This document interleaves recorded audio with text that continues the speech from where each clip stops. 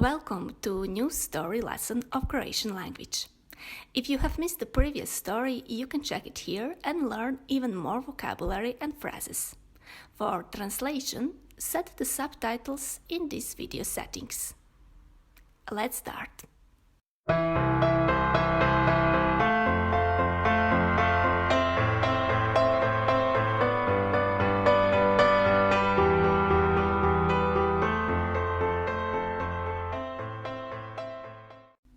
Ovo je priča o dvije sestre koje se zovu Ana i Marija.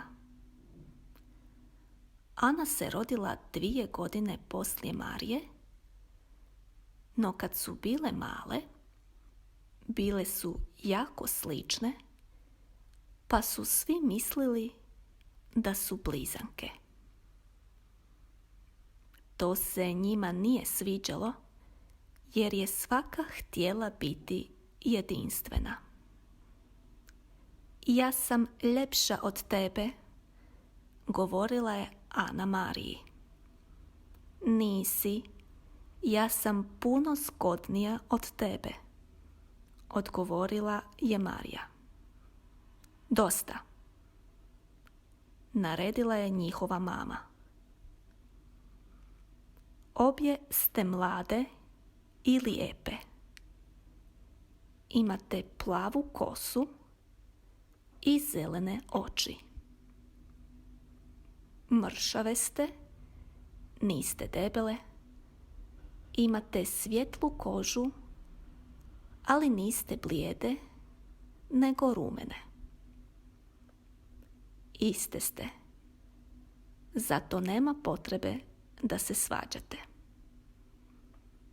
Pomirite se i radite nešto zajedno. Hajde, Ana, ispričaj se sestri. Ana pruži ruku Mariji.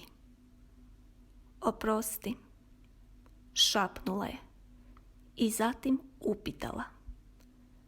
Što bismo mogle raditi? Ne znam, što predlažeš? Što bi ti htjela raditi?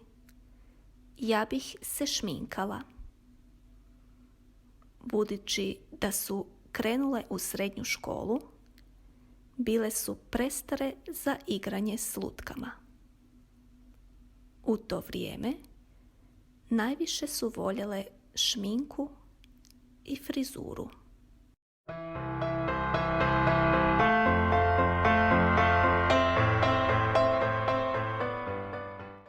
Danas, kad su odrasle, situacija se promijenila. Sestre obožavaju jedna drugu i cijelo vrijeme provode zajedno. Prije nekoliko mjeseci Marija se razboljela. Imala je rak, a jedino rješenje bila je operacija. Hitno je trebala krv, a jedino Ana je imala istu krvnu grupu, stoga je ona bila njezin donor. Svaki dan Ana je išla u posjet svojoj dragoj sestri, koja je ležala u krevetu. Ana joj čitala knjige, pjevala pjesme, donosila hranu koju je sama kuhala.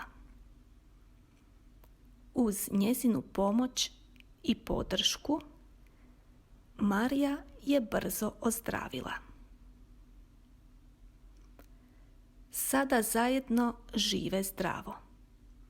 Vole ići u šetnju, voziti bicikl, trčati, skakati, plivati, igrati tenis i druge igre.